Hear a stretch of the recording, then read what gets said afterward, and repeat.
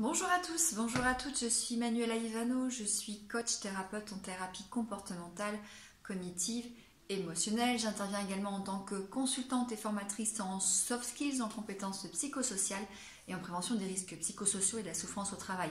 J'exerce au cabinet médical de Marly.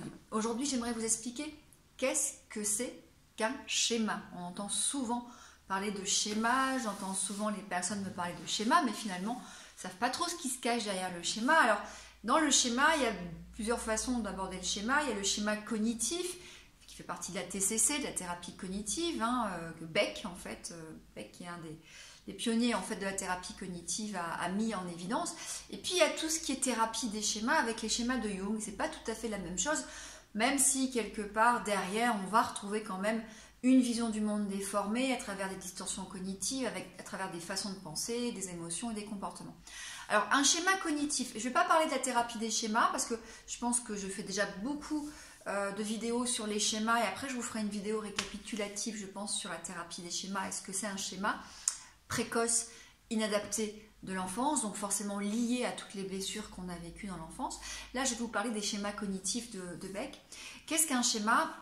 En fait, c'est un principe de vie, c'est une théorie, c'est une croyance, qui soit conditionnelle ou inconditionnelle d'ailleurs, que l'on considère comme vraie et croyance que l'on a sur soi, sur les autres et sur le monde.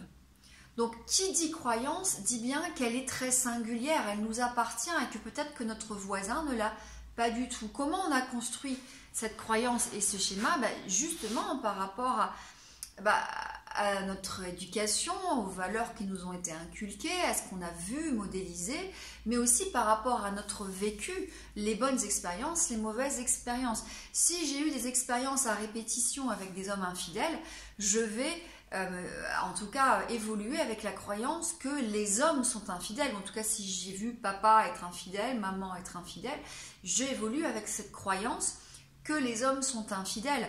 Pour autant, statistiquement, il n'y a rien qui prouve que tous les hommes sont infidèles ou il n'y a rien qui prouve que les femmes ne sont pas plus infidèles que les hommes. Il y a aussi dans les croyances ce qu'on va appeler des croyances conditionnelles, les croyances inconditionnelles. Les croyances conditionnelles, ça va être des croyances comme je ne vaux rien, les gens sont méchants, le monde est pourri, et forcément toutes ces croyances-là vont induire des pensées automatiques. J'en reviens à mon cercle vicieux en TCC. Si vous n'avez pas vu le cercle vicieux, je vous invite à le voir sur YouTube ou sur Facebook. Mais donc ces schémas cognitifs, croyances, vont engendrer des pensées automatiques qui derrière vont influencer sur nos émotions et sur nos comportements.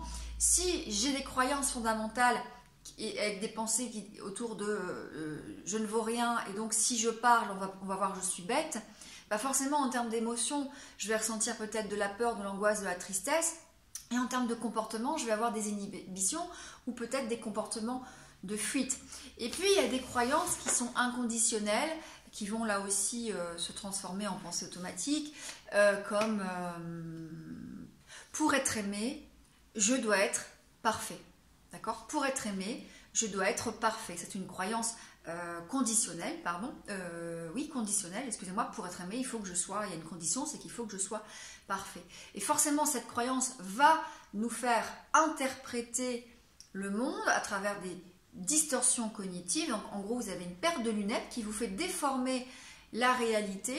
Et puis, effectivement, dans certaines situations où là, vous allez être un petit peu, peut-être évoluer sous le regard des autres, cette croyance, elle va vous forcer peut-être à être absolument perfectionniste, à aller dans un niveau de détail, de rigueur, de vérification qui va être au-delà de la normale. Vous allez avoir des pensées automatiques du type même si je délègue, en fait, ça va être mal fait, et du coup, en fait, on va s'en prendre à moi. Ce qui va engendrer forcément des émotions, en tout cas de crainte, de doute, et un comportement de non-délégation. Il peut y avoir aussi au niveau de l'affirmation de soi, il y a beaucoup de croyances au niveau du déficit d'affirmation de soi. Si je dis non, je vais être rejetée, je vais être abandonnée. Alors là, on est un peu aussi sur les schémas de Jung, le schéma abandon. Mais la croyance cognitive peut être, si je dis non, si je m'affirme, je vais être désaimée, je vais être abandonné. Et forcément, dès qu'il va y avoir des situations qui vont se présenter à moi où potentiellement j'aurais envie de dire non, bah, mon schéma cognitif va me dire oui, mais attention, attention, attention. Si tu dis non, qu'est-ce que tu risques? Bah, tu risques d'être abandonné, tu vas finir seul. Hein. Donc ça, c'est pour les schémas cognitifs qui donc en gros sont des croyances, des théories que l'on considère comme vraies pour nous et qui nous concernent nous, les autres ou le monde. Voilà pour la définition d'un schéma, tout en sachant que ce schéma va vous faire interpréter la réalité, vous faire penser des choses, ce qu'on appelle les pensées automatiques, différentes des autres, forcément ressentir des émotions différentes des autres, et donc avoir des comportements parfois inappropriés et qui seront aussi différents des autres. Pour les schémas de Jung, vous pouvez aller voir sur YouTube les différents schémas et je vous ferai un récapitulatif des schémas précoces, inadaptés de l'enfance. Prenez soin de vous et à très bientôt.